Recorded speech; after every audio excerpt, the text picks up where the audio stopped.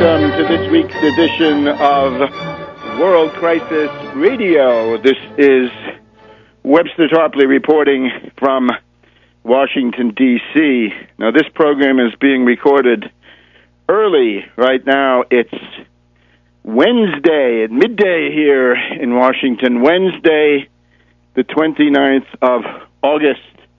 And this is because on the usual Friday, I'm going to be speaking at the Magneet Festival in Amsterdam, the Netherlands. By the time this program is broadcast, that will already be in the past, God willing.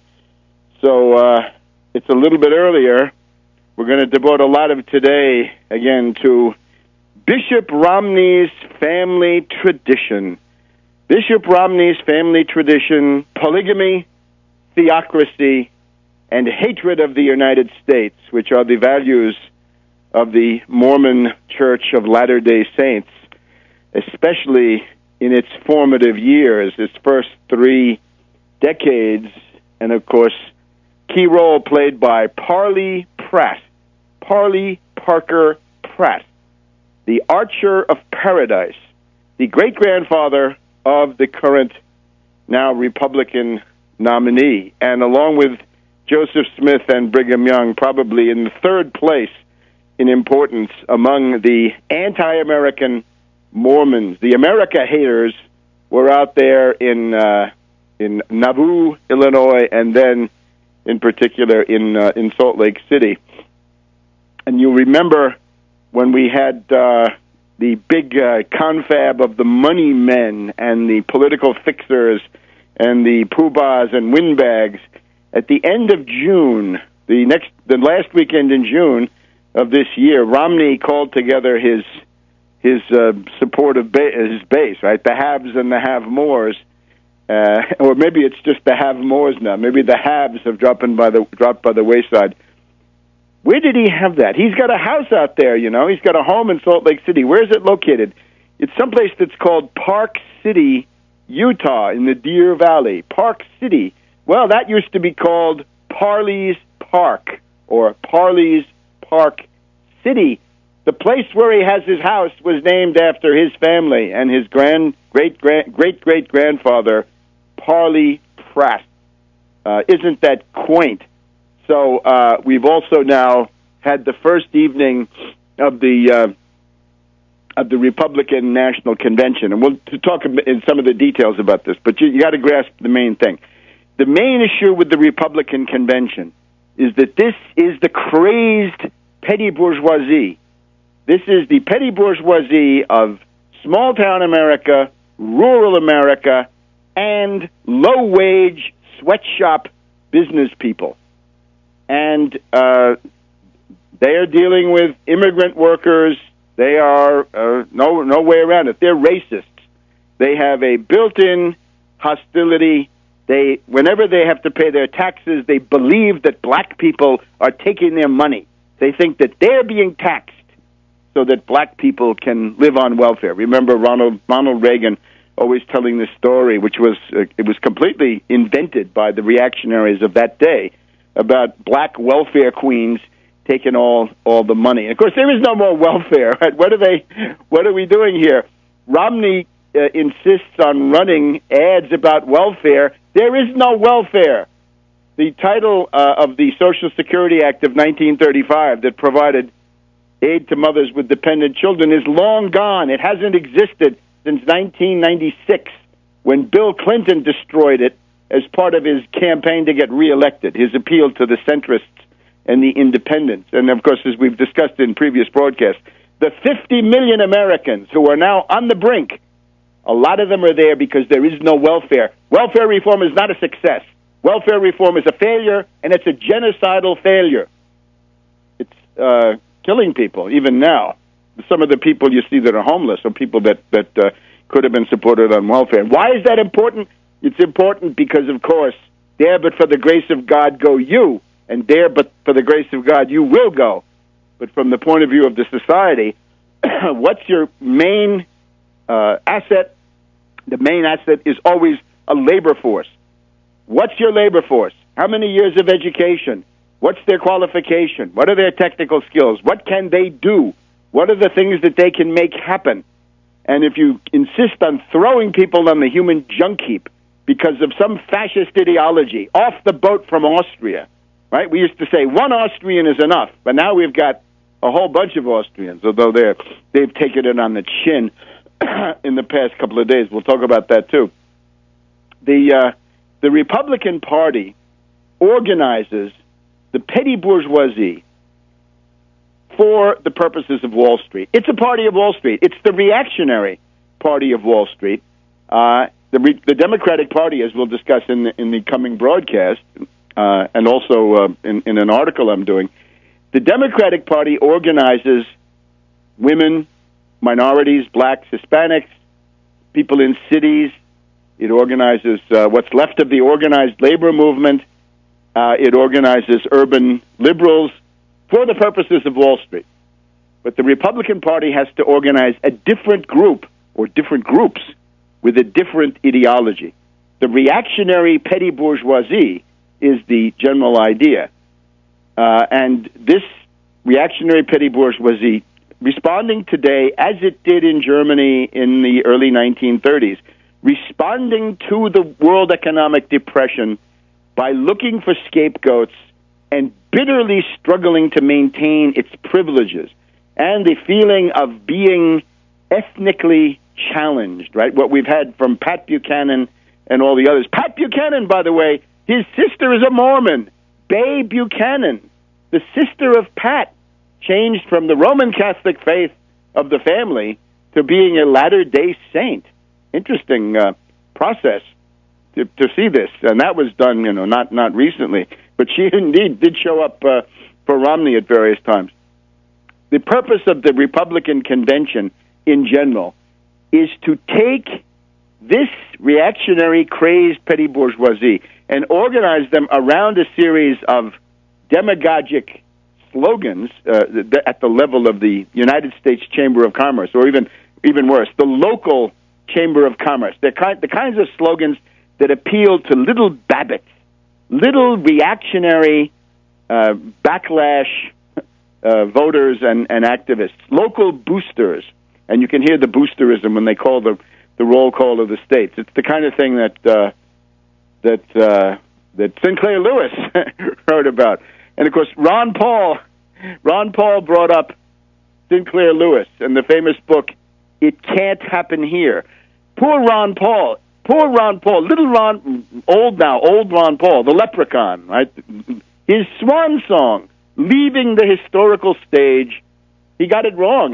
The book, It Can't Happen Here, does not argue that fascism cannot occur in the United States. It argues, it's an attempt to warn about the opposite, that it can happen here, it is happening here. And of course, in order to understand that, you've got to know what fascism actually is. Now, Ron Paul thinks that it's corporatism. He thinks it's any kind of cooperation between government and industry, or government and business, according to Ron Paul, is fascism. It's the fascist corporate state. Wait a minute.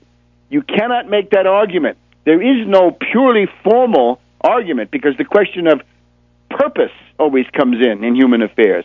That is to say, from a formal point of view, we can say that the fascist corporate state consists of a state-sponsored compulsory cartel of labor being forced into it too, and business and government. It's tripartite. It's not just bilateral. Of course, for Ron Paul, the labor part never occurs because he wants to smash all unions. In that sense, he's not even providing a fascist union. He's not even providing a company union. He's providing no union at all. So he cannot have the classical fascist corporate state. But the purpose is what counts. And we'll be back in a minute. Welcome back to World Crisis Radio, coming to you a little bit earlier this week. Naturally, I hope you'll keep up with Tarpley.net. Tarpley.net. Keep up with Webster G. Tarpley Twitter feed. Some interesting tweets about Mike Leavitt up there, the former governor of Utah, who defended polygamy. He defended polygamy in 1998. It's covered by religious freedom. I'm sorry, it's not. The Republican Party of 1856 knew that slavery and polygamy were bad. That's in a certain sense the irony of this whole Republican convention. In 1856, the Republican Party included in its platform that the Republican Party, which was nominating John C. Fremont, the famous pathfinder of the West, of California, was nominated for president. In 1856, the Republican platform meant something. It said that the Republican Party would fight the twin relics of barbarism, polygamy and slavery. And the Democratic Party at that time wouldn't touch either one because Stephen Douglas was counting on the Mormons, and he was talking about squatter sovereignty and popular sovereignty. Sorry, no slavery in the territories and no polygamy in the territories or anywhere else. Now, we go from 1856, where the new Republican Party, as one of its birth pangs, has to take a stand against polygamy, meaning the Mormons, meaning Brigham Young and his treasonous secessionist gang out there. They're going to start a civil war in 1857. The Mormon Rebellion, the Mormon War of 1857 to 1858, is the first civil war started inside the United States. The Republican Party was, in a certain sense, formed to prevent this from leading to the disintegration and dissolution of the Union. So now we go from 1856 against polygamy to 2012 nominating the Mormon Romney, whose transition boss and future White House Chief of Staff, because this is the issue, the future White House Chief of Staff under Romney is Mike Leavitt, who supports polygamy. He says polygamy, 1998, polygamy is covered by religious freedom. I'm sorry. Religious freedom includes belief, speech, divine services, whatever, but not overt acts. Once you get to overt acts and actions, then the civil magistrate comes into play. And there you can't say, oh, I killed my wife because of the demands of my religion. There's this funny thing where some British colonial administrator is dealing with some bunch of people, and they say, well, when a woman commits adultery, our custom is that we kill her, we stone her to death. And the British colonial administrator says, yeah, and our custom is if you do that, we hang you. So at that point, no, that all religions have to yield to reason of state. Yes. Henry IV of France knew it. The Duke of Sully knew it, that it is not worth it to have the competing absolute claims of a myriad of religions tear society apart and degenerate into civil war, which is exactly what the Mormons did in the time that they were living in the United States. The competing absolute claims of religion are irreconcilable, and they will lead to civil war unless the civil magistrate, backed up with some power, says no, thus far and no further. Say what you want, print what you want, but once you pick up guns, once you start committing overt acts, then you have to be judged according to the applicable law. So look at this.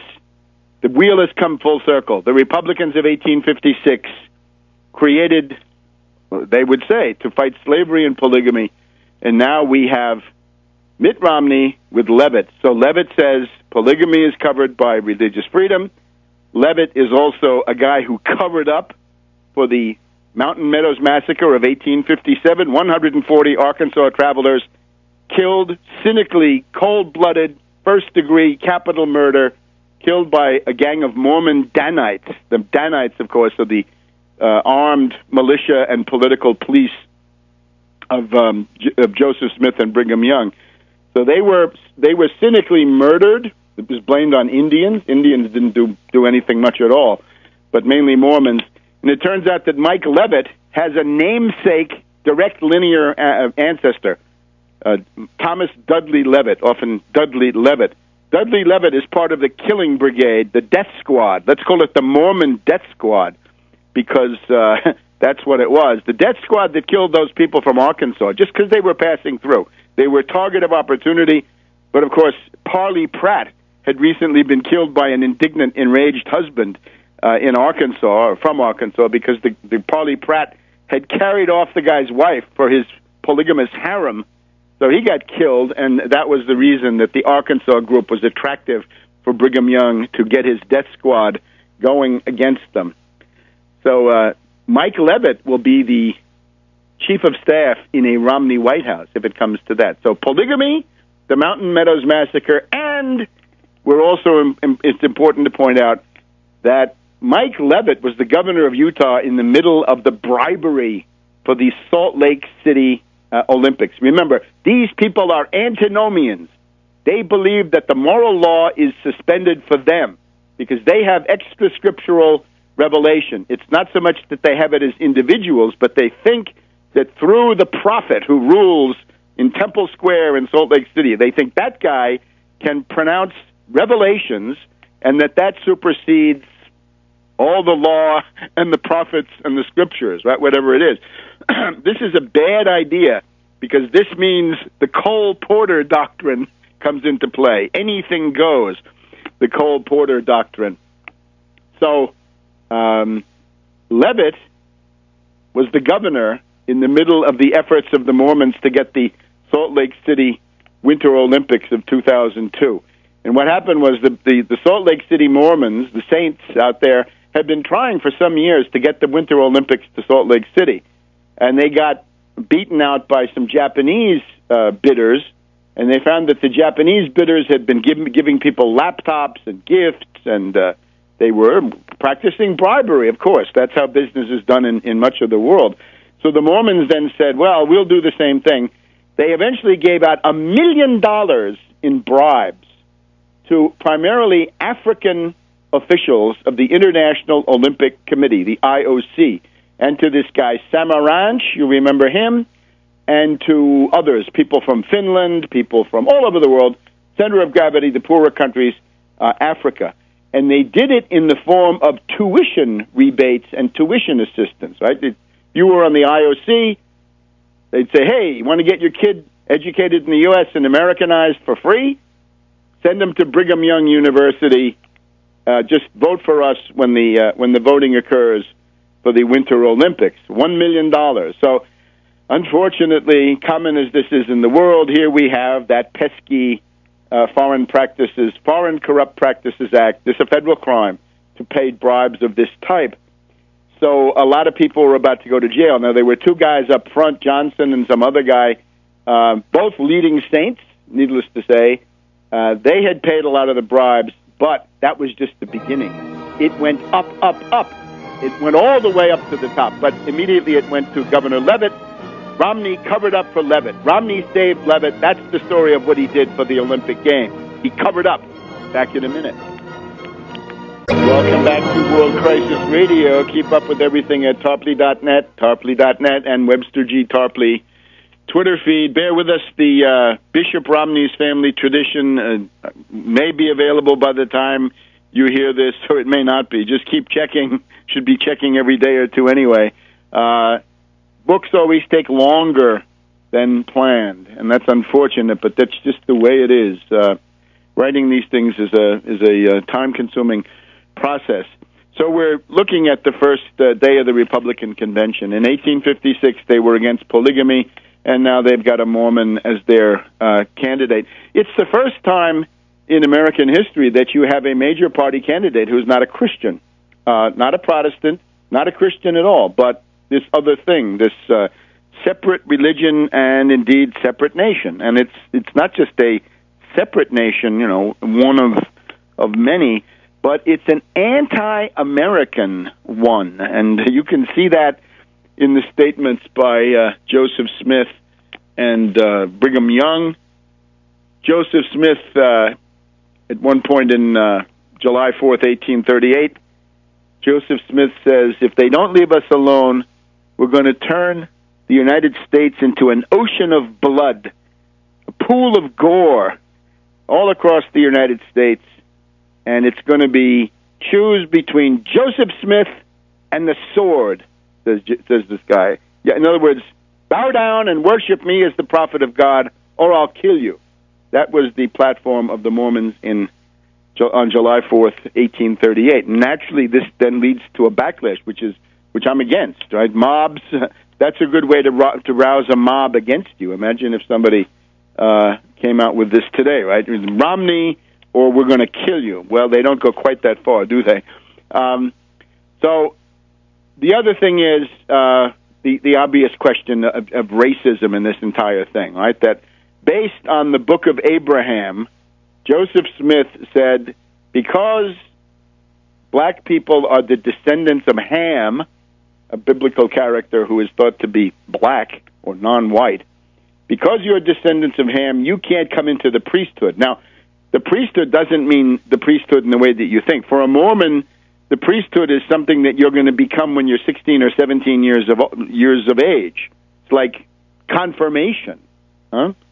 Not a big thing. After that, you become an elder, and after that, you can become something else. So what Joseph Smith is saying is, if you can't get into the priesthood, the Aaronic lower level priesthood, then you can't get anywhere, right? You're essentially left, at the kiddie table. But that's what he did. This was an itinerant vendor of papyri he had some mummies, and he was charging admission to see the mummies. So this guy with the papyri sold Joseph Smith one of them. It's basically instructions on how to do embalming with a picture of Osiris. And Joseph Smith said, all right, I'll use this to do a completely fraudulent translation. It's not a translation. It's essentially a series of pronouncements made in the presence of this papyrus, which he couldn't read. The reading of the hieroglyphics depended, of course, on the Rosetta Stone. When the French invaded Egypt in around 1800, the French army found this stone which had the same inscription in three languages, and the two that were relevant were the hieroglyphics and the Greek. And once you had the Greek text, you could then figure out what the hieroglyphics meant, and the Rosetta Stone is then the key to understanding, to deciphering the hieroglyphics. Joseph Smith didn't have this. He could have, I suppose. This is about 1832 or so, but he didn't. He winged it. He made it all up. And then he included in it this thing that the blacks are banned from being priests. Now, what does that mean? He did it. Why did he do it? Originally, this in the first few years of Mormonism, this was not applicable.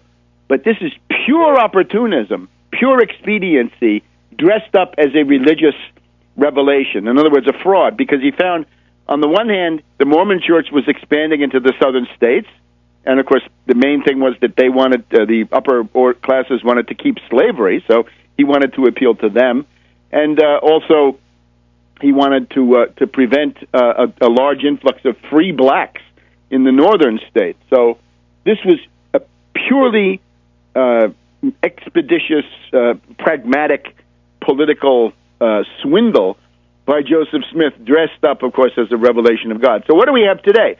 Romney spent 30 years in an explicitly racist church from his birth in, 1947 until 1978. The first 3 decades of his life, all of his formative years, his education, and everything else, he was selling a religion based on explicit racism.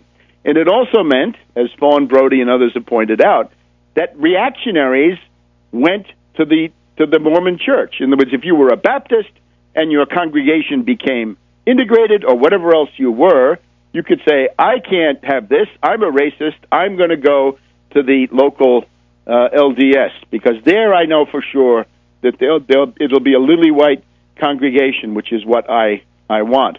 So he waited. He would have stayed there the whole time. In other words, he never left. He stayed, despite the fact that it was a racist and therefore reactionary church.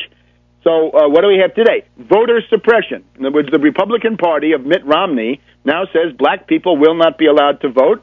If you're old, if you're poor, if you're illiterate, whatever you are, you don't have the money or the time. You're working 3 jobs. You don't have time to go and get this document.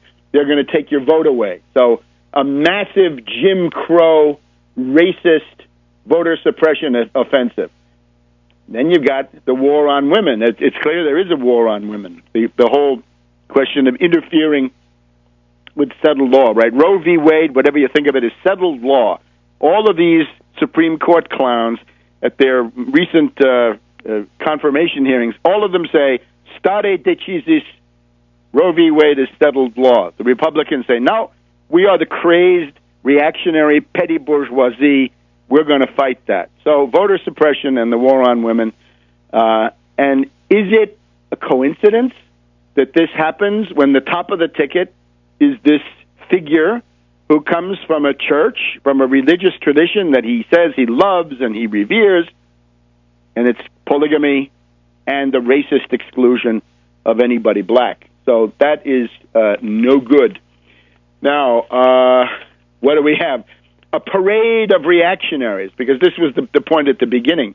The Republican Party organizes the crazed, crisis-stricken, petty bourgeoisie, small towns, rural America, small, low-wage, sweatshop employers. It organizes them for the purpose of Wall Street. Now, you can't do that by saying, you guys should support Wall Street. What you've got to do is use demagogy, racism, war on women, all the rest. So who do we have? Chris Christie, the keynote speaker, the New Jersey answer to Hermann Goering, the Reichsmarschall, a fat fascist, a thug. His contempt for the voters is so obvious. He says, I don't want to be loved, I want to be respected. Who said this before, right? This is, I believe, Caligula, right? Oderint dum metuant. Let them hate me as long as they fear me. Now, of course, this comes from the famous Roman Latin tragedy Accius. Is the author, and it's called the Atreus. And one of the characters in there keeps saying, Oderint dum metuant. Let them hate me as long as they fear me. This is also, I believe, the slogan of the Prince of Darkness, Richard Pearl. Other neocons cite this. So that's really what Christie's speech was all about. Oderint dum metuant. Let them hate me as long as they fear me. Well, that's not very promising for governing a country. So that's Chris Christie.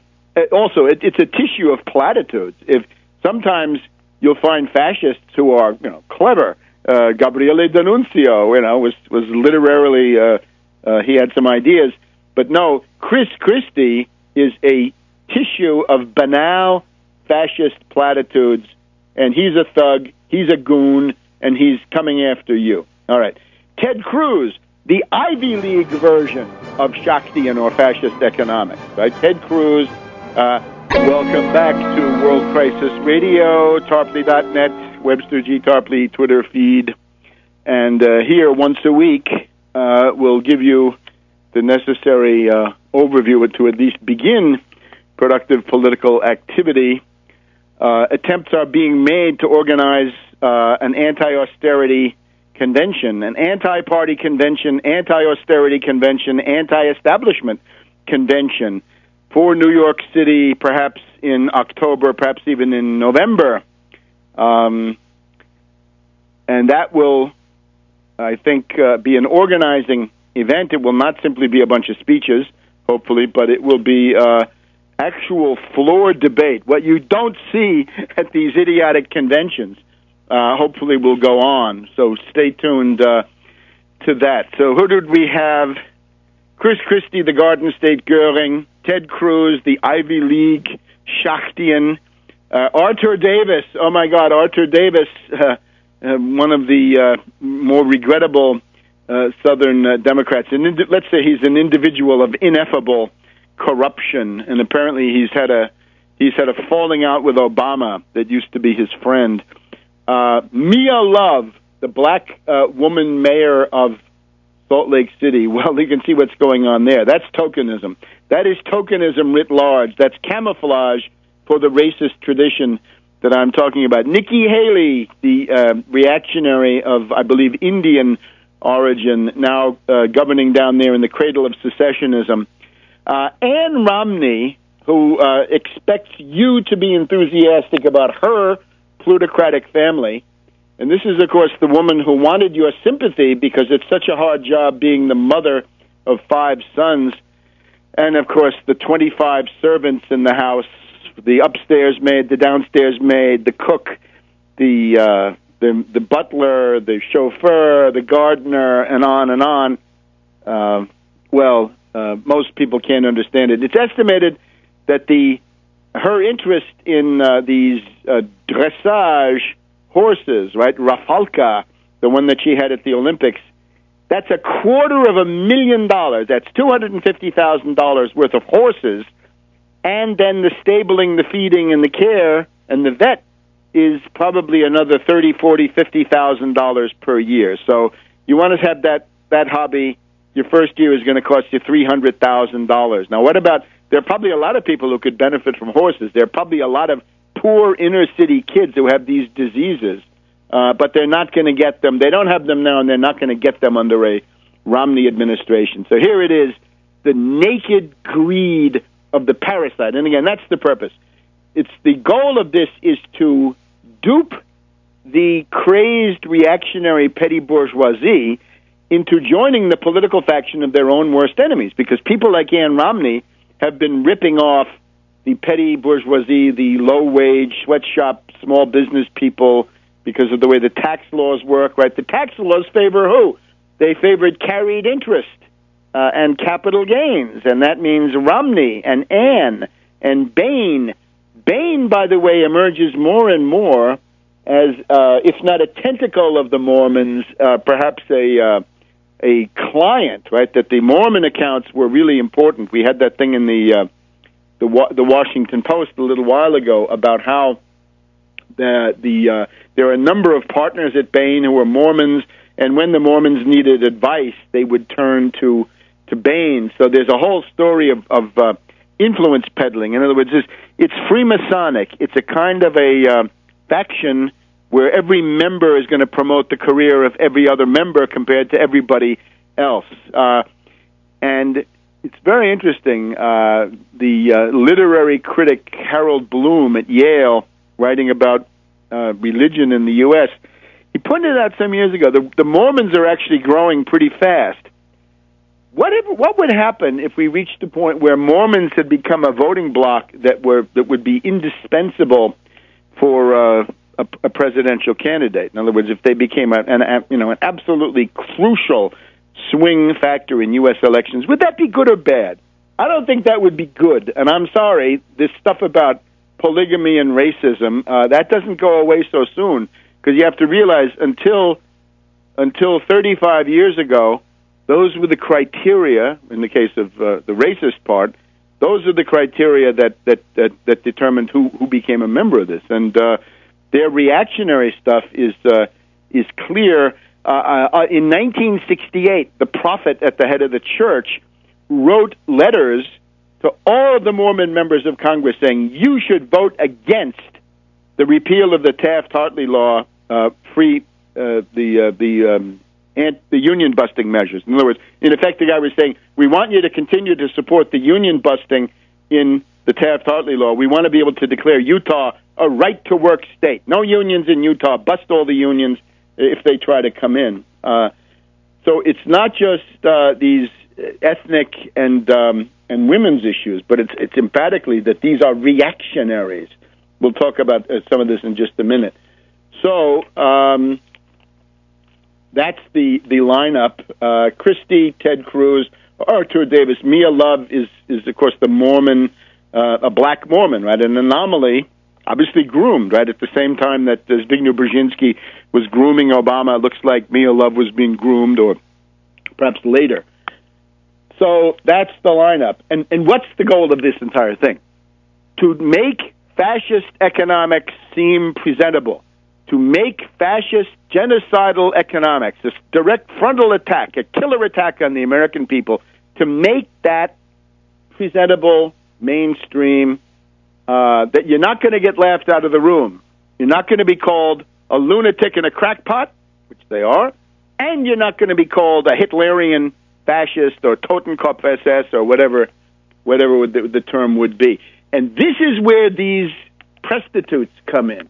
The media whores can understand the women's issues and they can understand the race issue. But when it comes to the direct genocidal austerity attack on the American people, the prostitutes think that's fine. David Gregory of Meet the Press, he wants to be tough on the candidates. He wants to hold them to the need for austerity, the need to destroy entitlements, the need to attack the New Deal, New Frontier, and Great Society economic reforms. This is the center of the entire thing. To make fascist austerity economics, Shaktian economics presentable. The psychosis of austerity psychosis, or Abbauwahn, the urge to dismantle the society in order to get rid of the original sin of deficits and debt. Well, no. And anybody who goes through the day thinking that deficits and debt are their main problem, you're crazy. Your living standard is your problem. Full employment is a real problem. There's an ad out with Bill Clinton talking about full employment. Well, he never got to full employment. Full employment has been redefined by these economic charlatans, quackademics. Full employment means full employment. It means that you have virtually no unemployed, and when you buy the newspaper, there are 30 to 50 pages of ads where they're trying to get people to come and take the jobs that they have to offer. That is what it was like in Germany in the late 1960s. You could go over there, or even early 70s. The open jobs, right? Jobs that were going begging, in a sense, were full in the newspaper. Now, how did this happen? We have to talk about Ron Paul. I'm sorry. $1 trillion of genocidal austerity cuts in 1 year was the most extreme position. That was sort of the shockwave generator, and all the other Republicans could then advance in the wake of Ron Paul and seem like Ryan to be more reasonable, less extreme, and so forth. So over this past weekend, we had what may well be Ron Paul's last hurrah, and it was at the Sun Dome down there in Florida. Ron Paul's swan song and last hurrah. We'll talk about that in just a minute. Welcome to our second hour here on World Crisis Radio. Webster Tarpley reporting from Washington, D.C. Now, we're just getting to the point to talk about Ron Paul's farewell, Ron Paul's last hurrah, Ron Paul's swan song with the Sun Dome. Now, the main thing to understand about this is he led these people into the wilderness, and now he's dumping them. He led you into the desert, and now he's saying, ciao, hasta la vista. And that's it. No fighting perspective. What to do? Oh, just keep on keeping on. Platitudes, right? His problem is that his gamble didn't work. The goal of all this was to get little Rand on the national ticket for vice president. That was a bridge too far. The way that it could have worked would have been if Mitt Romney had fallen short. At that point, Mitt Romney would have been able to turn to Ron Paul and say, Ron, get your delegates to vote for me, and I will put little Rand on the ticket. Or at the very least, I'll make him something important. I don't know what. What does he want to be? Secretary of the Treasury? I don't know what. Head of the Federal Reserve? Probably vice president. That's the most plausible. But it didn't work because the other candidates were too weak, and the Ron Paul help worked so well, right? Ron Paul helped Mitt Romney win Michigan. If Romney had lost Michigan, considered one of his home states, he would have been almost fatally weakened. And the effect of the Ron Paul candidacy was to siphon off the votes from Santorum that Santorum would have used to defeat Romney. So, in a certain sense, what Ron Paul did for Romney during the primaries worked excessively well. He helped him in terms of siphoning away the votes, and of course he ran interference for him in all of the debates. So they didn't need Ron Paul and his delegates. Those delegates would have been the kings of the world. They would have been feted in all the hospitality suites. They would have been the apple of Romney's eye.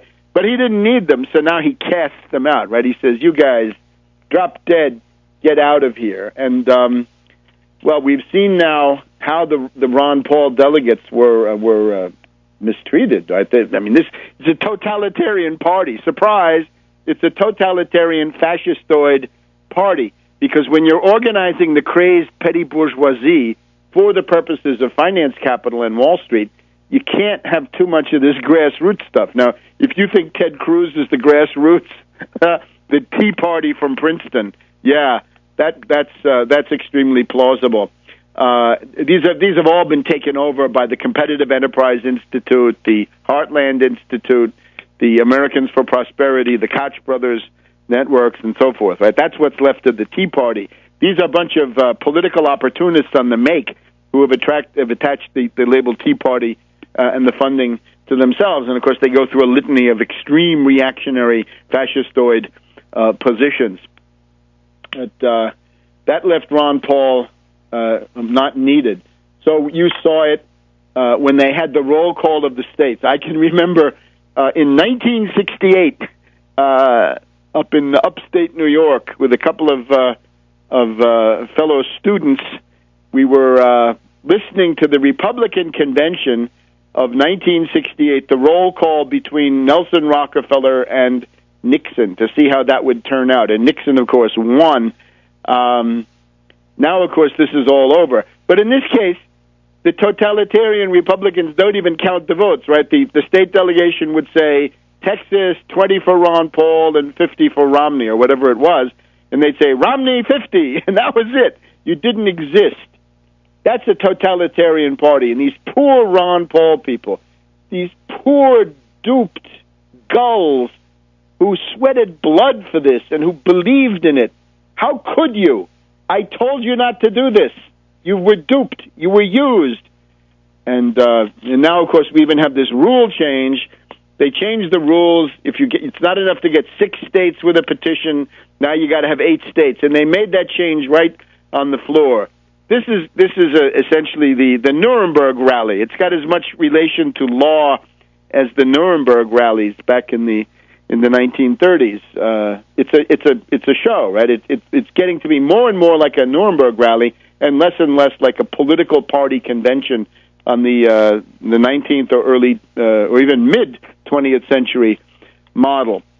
So I urge you, Ron Paul people, learn this lesson for God's sake. Get out of the Republican Party. Dump that group of reactionary swine. Don't be mixed in with those fascistoid creeps. Get out. Dump them. What more do you need? They've given you an engraved invitation. You are spat upon. You are scorned. You are ridiculed. Get out of there. Get into some kind of an existential crisis and ask yourself, what the hell are you doing?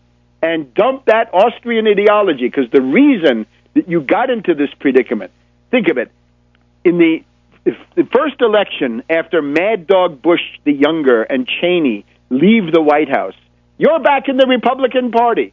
Who did that? Ron Paul, the leprechaun. He used his pixie dust to turn you into Republicans. You should have taken an oath, as I did, when that Bush-Cheney ticket left the White House, never to support a Republican for 5,000 years. And instead, within just a few years, Ron Paul had sucked you in. And remember, that whole exercise was to put little Rand on the ticket. That's horrendous. So now learn the lesson. Get out of the Republican Party. Consider doing what I tell you, which is fight austerity. Don't you be the shock troops of ruling class austerity. Don't you be the squadristi out there for the Simpson Bowles or the Republican Study Group or any of the other competing models of how to flay the American people alive. You want to be populists, defend the people. Defend the economic rights of the people, not deficits, debt, and all this idiotic garbage. Put away Milton Friedman. Toss that stuff into the garbage can. Von Hayek, von Mises, they're all paid by Rockefeller. They're all Rockefeller agents, every one of them paid by Rockefeller, promoted by Rockefeller. Learn something. So that's the Republicans. Now, a couple of more things on Ron Paul's speech. What does he have in there? The Anti-Corn Law League he's got. He says, wasn't it great when the corn laws were repealed? Well, thank goodness we have the American system of political economy. And there we have Friedrich List, the great railroad builder of Central Europe and the great defender of the American system against British free trade. British free trade is the enemy system. It is the hostile system. It was designed to destroy the United States, and by God, it's working. And Ron Paul is the exterminating angel that brings it to you. And also, with this, you get yourself into the same boat with Karl Marx So the Anti-Corn Law League. On Bretton Woods, he attacks Bretton Woods. He says there are some people who want to go back to Bretton Woods. You're right, Ron. I'm one of them. I want to go back to Bretton Woods, with obviously the changes that historical experience shows. Bretton Woods was simply this. It was the New Deal for the world, and as such, between 1944 and 1971, we had the highest rates of economic growth, employment, rising living standards, the best economic record in world history, before or since.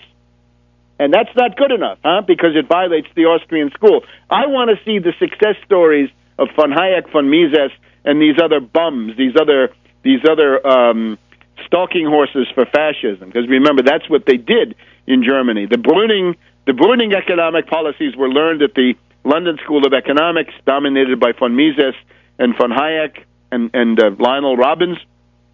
That's what he put into action. That opened the door for Hitlerism. So, yeah, we do want to go back to Bretton Woods. A couple of other things on Ron Paul's farewell speech in a minute. So, Friedrich List, yes. Karl Marx, no. Ron Paul, no. No Austrian school needed. The American system of political economy rules, not the Austrian one. And the American system is, of course, through Friedrich List, basically identical with the 19th century German school, which is the one that the Austrians are fighting most directly. So Ron Paul thinks that British free trade, as expressed by the Cobden and Bright Anti-Corn Law League and Marx, is the great thing, that Bretton Woods was a bad thing, quite the opposite.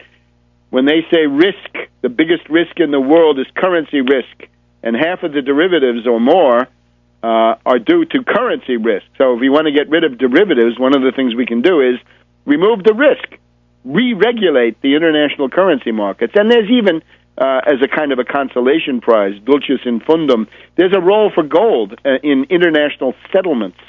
But it's not a gold coin standard of this primitive type that they have in mind.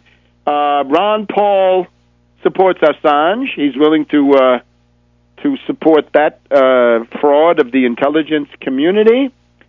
And again, he thinks that fascism is exclusively a matter of structure. We started this before. Fascism, the fascist corporate state, is indeed a state-sponsored, government-sponsored, compulsory cartel, but it has to be for a purpose. And the purpose of fascist state-sponsored compulsory cartels is to drive down wages, drive down production, and prop up fake speculative paper, capitalist property titles, as we say. So that's fascism. Now you can certainly have cooperation. The U.S.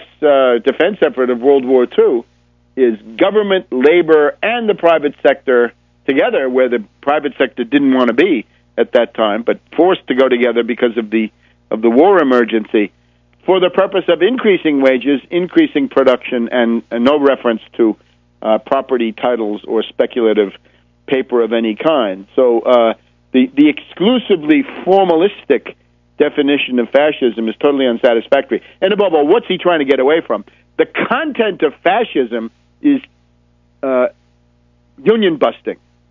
The destruction of unions, when you have Mussolini destroying the unions and Hitler destroying the unions, that's the beginning of fascism. And that, of course, is too close for comfort for Ron Paul, because guess what? Ron and Rand both want to destroy all unions with their national right-to-work law, right? They say they're for states' rights, but not when it comes to your state's right to have a union. No. They're complete hypocrites. And the other thing, of course, is killer austerity. Fascism means once you've destroyed the unions, you do that for a reason, so that you can impose killer genocidal austerity, minus 30 to 40% in both the Italian fascist and German Nazi cases. Well, don't look now, but that would also be the effect of the Austrianism on the U.S. economy. So that's all of this. So what we've had is this orgy of Chamber of Commerce rhetoric. It's an ugly face. It's a sickening perspective for the future of this country. All right. And remember, the thing that we want to focus on, I urge people, get busy on Twitter, Mike Leavitt, Leavitt. Mike Leavitt is now the transition boss for Romney. He will be the White House chief of staff, according to insider reports. 3 things about him to start with. In 1998, this guy Leavitt said polygamy is covered by freedom of religion, and he did that to cover up for polygamists.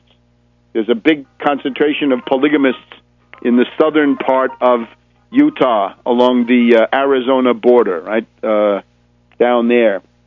Then the other point is he's got an ancestor in the Mountain Meadows massacre, and they were going to do an anniversary. They were building a monument for the anniversary of the Mountain Meadows massacre. They found unburied human remains at the site after all these years. Under Utah law, that meant forensic studies had to be done.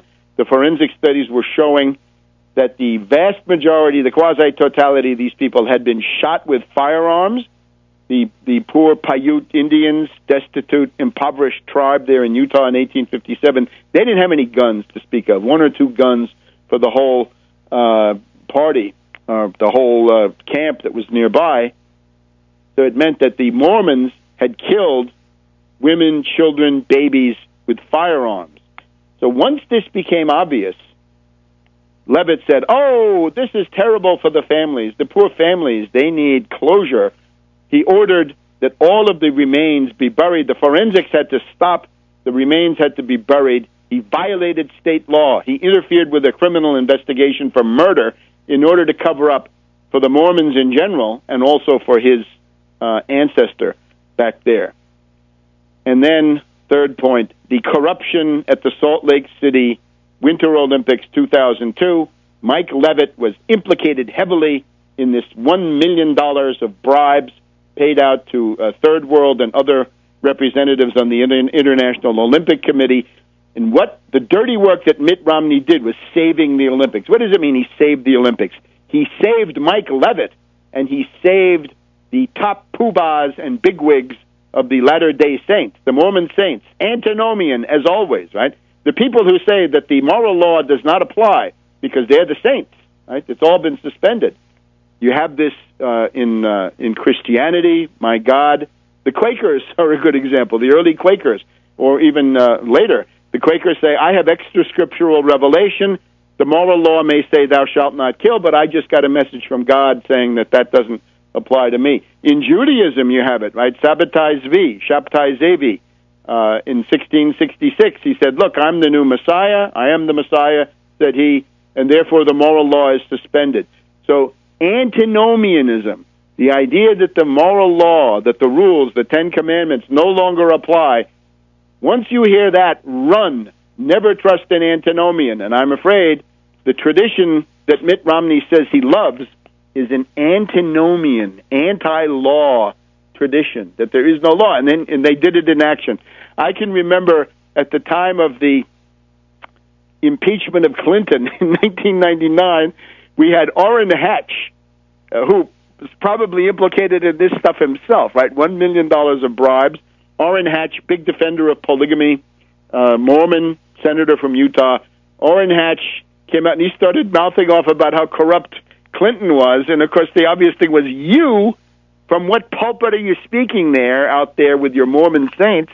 And they were up to their necks in this disgusting bribery exercise. But again, the thing that's, $1 million of bribes, right? This is not going to wrench us out of our chairs. But the hypocrisy, right? The holier than thou parade. This is what got you with Orrin Hatch. All right, back in a minute on World Crisis Radio. Welcome back to World Crisis Radio. So that's the Republican convention. Now, in addition to Mike Leavitt, we want to pay special attention to Mike Leavitt. This is obviously a vulnerability of this whole Romney operation. He's got one guy that's got polygamy and Mountain Meadows massacre and corruption and antinomianism written all over him, and that happens to be the key guy of his entire operation. Mike Leavitt, former governor of Utah, sixth-generation Mormon, whatever he is, beneficiary of this entire system, right? And the guy's he's widely accused of also having been corrupt This was a key part of the Bush electoral machine. Remember, the Latter-day Saints of Utah were absolutely critical to getting Bush-Cheney elected through many, many things. Bush made a pilgrimage to meet with the first presidency of the Mormon Church. This was not widely noticed, at least by me at the time. In 2006, Bush went to Salt Lake City, and he was received by the first president and his 2 or 3 counselors. Right? These are old, white types. Bush went to them. Right? So this was sort of his way of saying thank you, because they had played such a key role in his career. Anyway, by the time Levitt was Bush's Secretary of Health and Human Services, he was widely attacked for corruption because he had his own consulting firm and business interests on the outside at the same time that he was there in the government. So all kinds of stuff with Mike Levitt, right? To begin, pull some of these threads. Get busy, people. It's time to do this, because nobody else will do this, by the way. All right. The last time, well, not the last time, but certainly the last time that a Mormon got the nomination was Joseph Smith, and of course he nominated himself. Right? He was the nominee of the Latter-day Saints party. Actually, it's more complicated. In 1843, thereabouts, we have the Mormons creating something called the Council of 50. The Council of 50. And this is the political arm. The Mormon Church has the Quorum of the 12. They have the first presidency. They have other Freemasonic-style committees.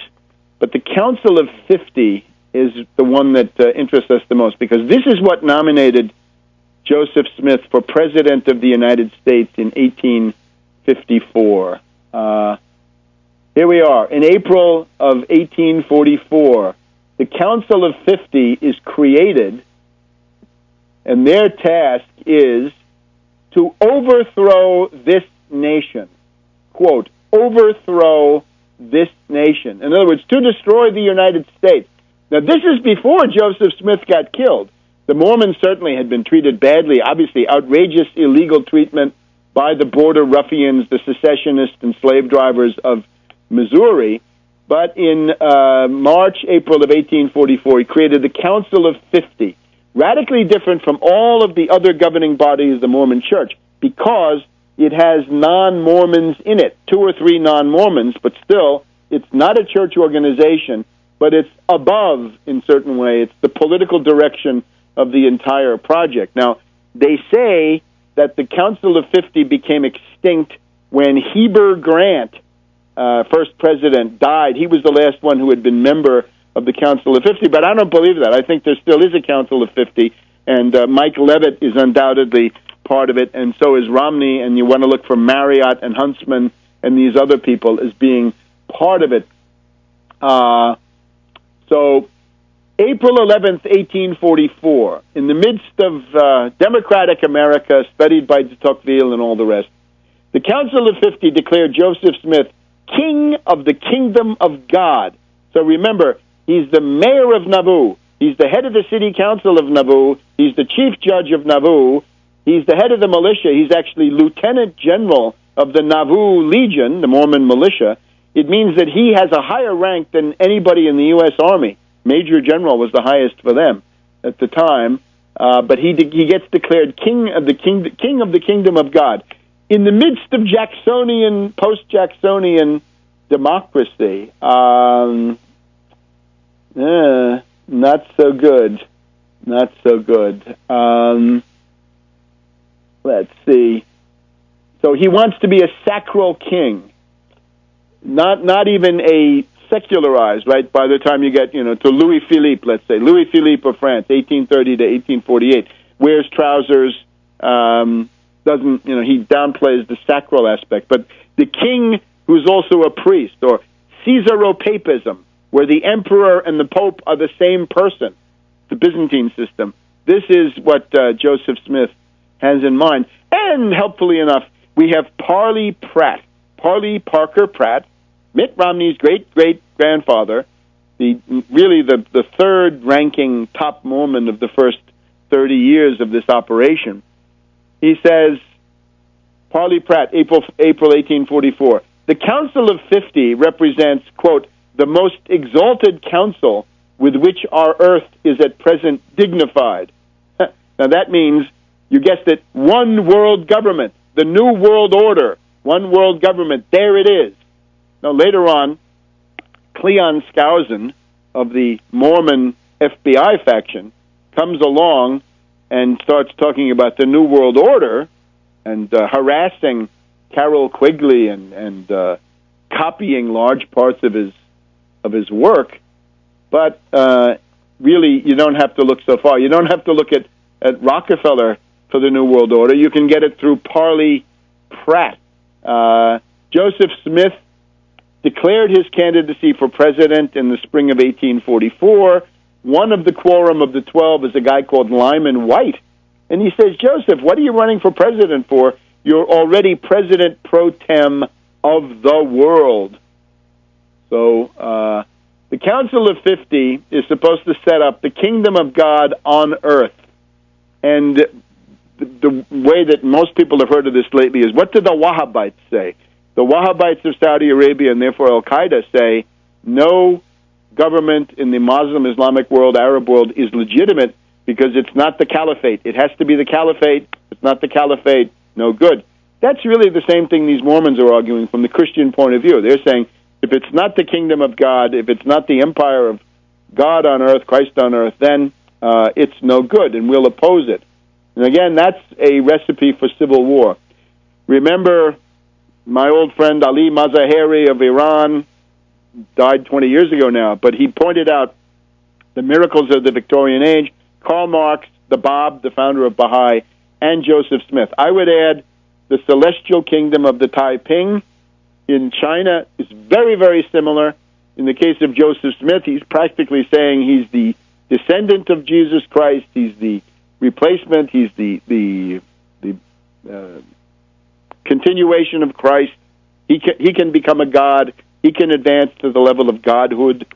And that's really what Hung, the head of the Taiping, said, that he was the younger brother of Jesus Christ, and therefore this started this huge rebellion. In other words, you can get huge civil wars out of these theocracies that all start with this idea that the absolutist claims, the apocalyptic absolute claims of a faith, in a sectarian manner, that these have to take precedence over the law and over the peace of society. And therefore, the British obviously promoted them. And we'll talk, we have talked and we'll talk more about how the British church interest in all this is quite obvious. And we've talked about the support coming from Thomas Carlyle, top Victorian man of letters, and John Stuart Mill, both supporting the Mormons, Dickens supporting the Mormons, some others later on not supporting them so much, but at this point they're getting full support.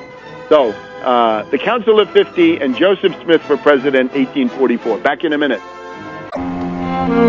Welcome back to World Crisis Radio. So let's continue with this. Right now it's 2012, Mitt Romney for President. 1844, in the springtime, it's Joseph Smith, the Mormon prophet, for President, right? One of the most successful charlatans of modern times, in the sense of building something with very little, right? Very resourceful, very cunning, but not good as a model of government. Going to end up in a tremendous conflict and unable to learn from the conflicts that he had along the way.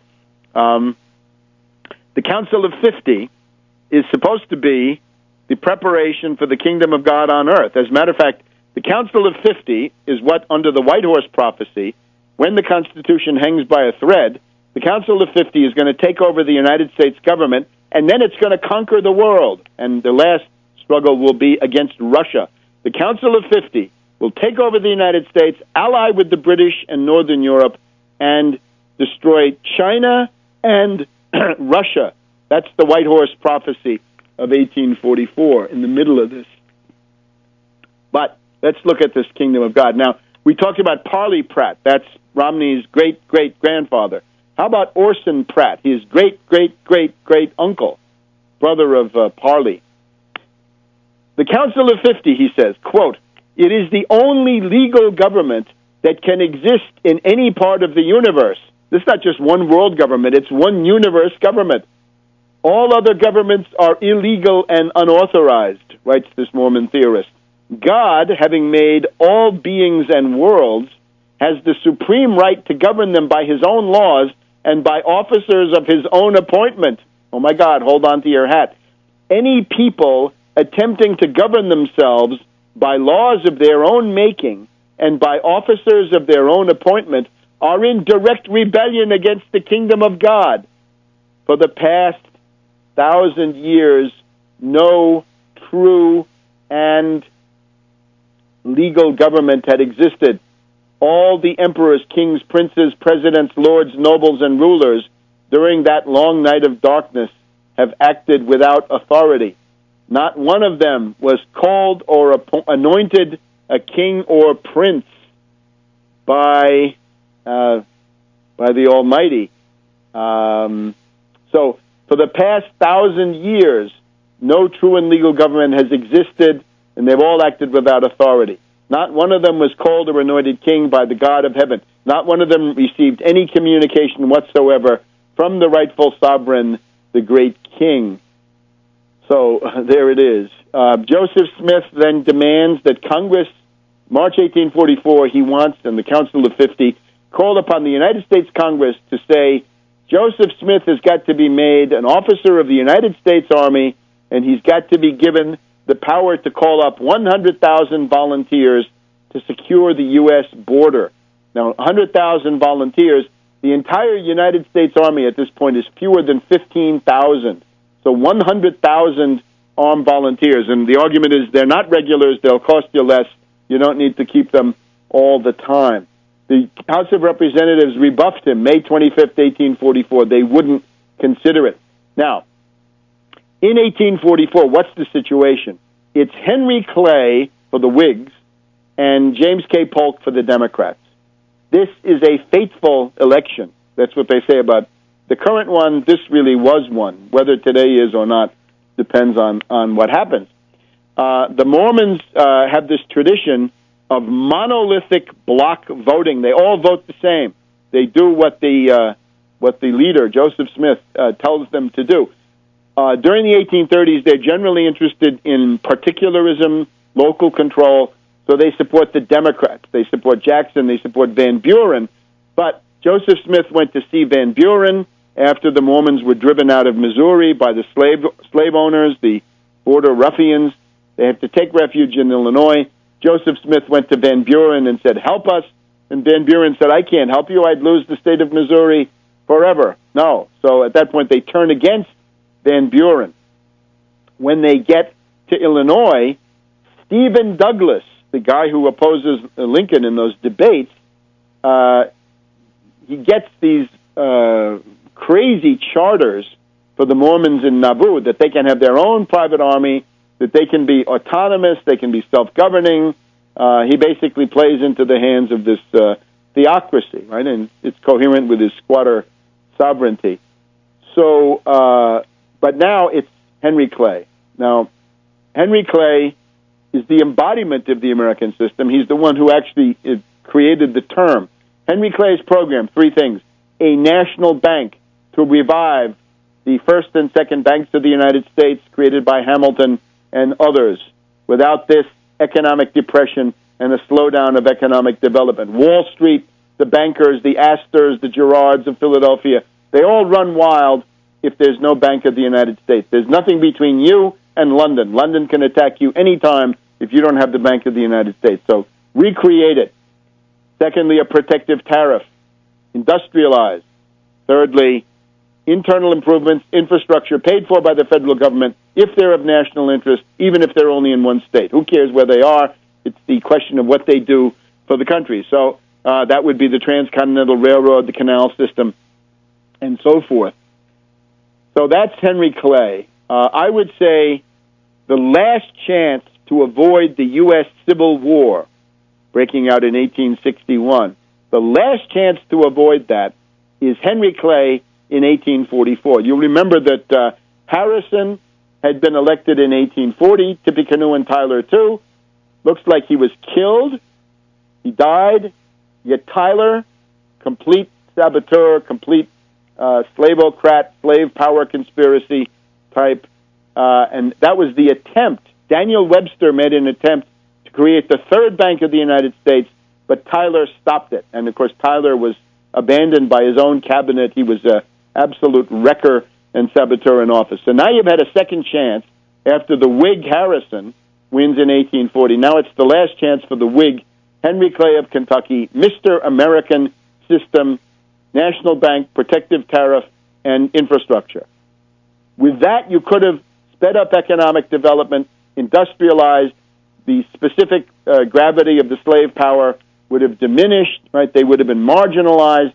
Other economic opportunities. You could have started the industrialization of the South, railroads into the South, canals in the South, build up industry, create a counterweight to the slave drivers so that they wouldn't be the only ruling elite in the southern states. It wasn't done. And one of the reasons is Joseph Smith. So it's between Clay and Polk. Now, Joseph Smith comes forward and he says, I'm in favor of having Texas join the Union, but then I want to have slavery abolished with compensation paid to the owners out of the sale of public lands. He's in favor of a Bank of the United States. So you can see what he's doing. He's taking a middle position between Clay and Polk, but ultimately somewhat closer to Clay. So he wants to siphon the votes away from Clay. And above all, he wants to become the decisive swing factor, right, that he can be the kingmaker.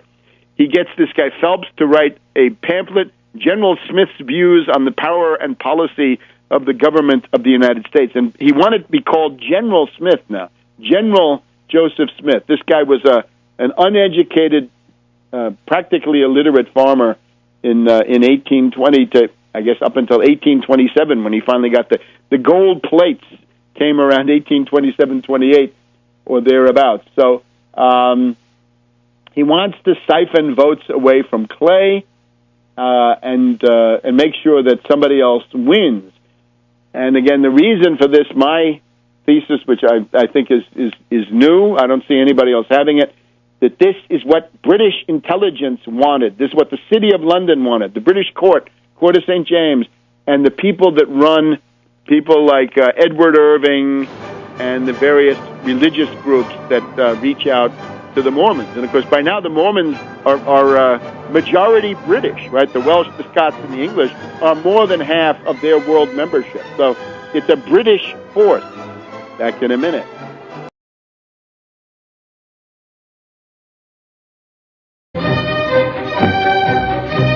Welcome to this week's edition of World Crisis Radio. This is Webster Tarpley reporting from Washington, D.C. Now, this program is being recorded early. Right now, it's Wednesday at midday here in Washington. Wednesday, the 29th of August. And this is because on the usual Friday, I'm going to be speaking at the Magniet Festival in Amsterdam, the Netherlands. By the time this program is broadcast, that will already be in the past, God willing. So it's a little bit earlier. We're going to devote a lot of today, again, to Bishop Romney's family tradition. Bishop Romney's family tradition, polygamy, theocracy, and hatred of the United States, which are the values of the Mormon Church of Latter-day Saints, especially in its formative years, its first 3 decades, and of course, key role played by Parley Parker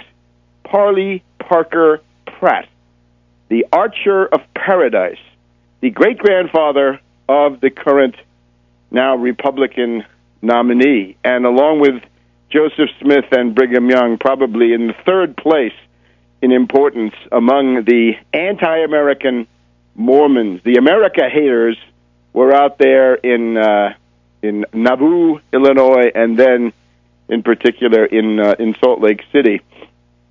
And you remember when we had the big confab of the boosters, and you can hear the boosterism when they call the roll call of the states. It's the kind of thing that Sinclair Lewis wrote about. And of course, Ron Paul brought up Sinclair Lewis and the famous book, It Can't Happen Here. Poor Ron Paul, little Ron, old Ron Paul, the leprechaun, right? His swan song, leaving the historical stage, he got it wrong. The book, It Can't Happen Here, does not argue that fascism cannot occur in the United States. It argues it's an attempt to warn about the opposite, that it can happen here. It is happening here.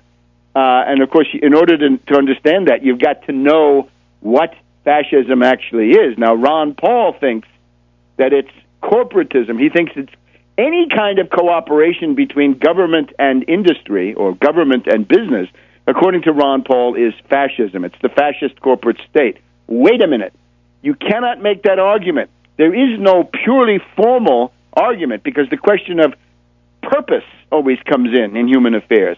That is to say, from a formal point of view, we can say that the fascist corporate state consists of a state-sponsored compulsory cartel of labor being forced into it too, and business and government. It's tripartite. It's not just bilateral. Of course, for Ron Paul, the labor part never occurs because he wants to smash all unions. In that sense, he's not even providing a fascist union. He's not even providing a company union. He's providing no union at all. So he cannot have the classical fascist corporate state. But the purpose is what counts. And we'll be back in a minute. Welcome back to World. We'll discuss in the coming broadcast, and also in an article I'm doing. The Democratic Party organizes women, minorities, blacks, Hispanics, people in cities. It organizes what's left of the organized labor movement. It organizes urban liberals for the purposes of Wall Street. But the Republican Party has to organize a different group or different groups with a different ideology. The reactionary petty bourgeoisie is the general idea. And this reactionary petty bourgeoisie, responding today as it did in Germany in the early 1930s, responding to the world economic depression by looking for scapegoats and bitterly struggling to maintain its privileges and the feeling of being ethnically challenged, right? What we've had from Pat Buchanan and all the others. Pat Buchanan, by the way, his sister is a Mormon. Bay Buchanan, the sister of Pat, changed from the Roman Catholic faith of the family to being a Latter-day Saint. Interesting process to see this, and that was done, not recently, but she indeed did show up for Romney at various times. The purpose of the Republican convention in general is to take this reactionary, crazed petty bourgeoisie and organize them around a series of demagogic slogans at the level of the United States Chamber of Commerce, or even worse, the local Chamber of Commerce. The kinds of slogans that appeal to little Babbitts, little reactionary backlash voters and activists, local boost money men and the political fixers and the poobahs and windbags. At the end of June, the last weekend in June of this year, Romney called together his supportive his base, right? The haves and the have-mores, or maybe it's just the have-mores now. Maybe the haves have dropped by the wayside. Where did he have that? He's got a house out there, He's got a home in Salt Lake City. Where is it located? It's someplace that's called Park City, Utah, in the Deer Valley. Park City. Well, that used to be called Parley's Park, or Parley's Park City. The place where he has his house was named after his family and his great-great-grandfather, Parley Pratt. Isn't that quaint? So we've also now had the first evening of the Republican National Convention, and we'll talk in some of the details about this. But you got to grasp the main thing. The main issue with the Republican convention is that this is the crazed petty bourgeoisie. This is the petty bourgeoisie of small-town America, rural America, and low-wage sweatshop business people. And they are dealing with immigrant workers. They are no way around it. They're racists. They have a built-in hostility. Whenever they have to pay their taxes, they believe that black people are taking their money. They think that they're being taxed so that black people can live on welfare. Remember Ronald Reagan always telling this story, which was it was completely invented by the reactionaries of that day, about black welfare queens taking all the money. And of course, there is no more welfare. Right? What are we doing here? Romney insists on running ads about welfare. There is no welfare. The title of the Social Security Act of 1935 that provided aid to mothers with dependent children is long gone. It hasn't existed since 1996, when Bill Clinton destroyed it as part of his campaign to get reelected, his appeal to the centrists and the independents. And, of course, as we've discussed in previous broadcasts, the 50 million Americans who are now on the brink, a lot of them are there because there is no welfare. Welfare reform is not a success. Welfare reform is a failure, and it's a genocidal failure. It's killing people, even now. Some of the people you see that are homeless are people that could have been supported on welfare. Why is that important? It's important because, of course, there but for the grace of God go you, and there but for the grace of God you will go. But from the point of view of the society, what's your main asset? The main asset is always a labor force. What's your labor force? How many years of education? What's their qualification? What are their technical skills? What can they do? What are the things that they can make happen? And if you insist on throwing people on the human junk heap because of some fascist ideology, off the boat from Austria, right? We used to say one Austrian is enough, but now we've got a whole bunch of Austrians, although they've taken it on the chin in the past couple of days. We'll talk about that too. The Republican Party organizes the petty bourgeoisie for the purposes of Wall Street. It's a party of Wall Street. It's the reactionary party of Wall Street. The Democratic Party has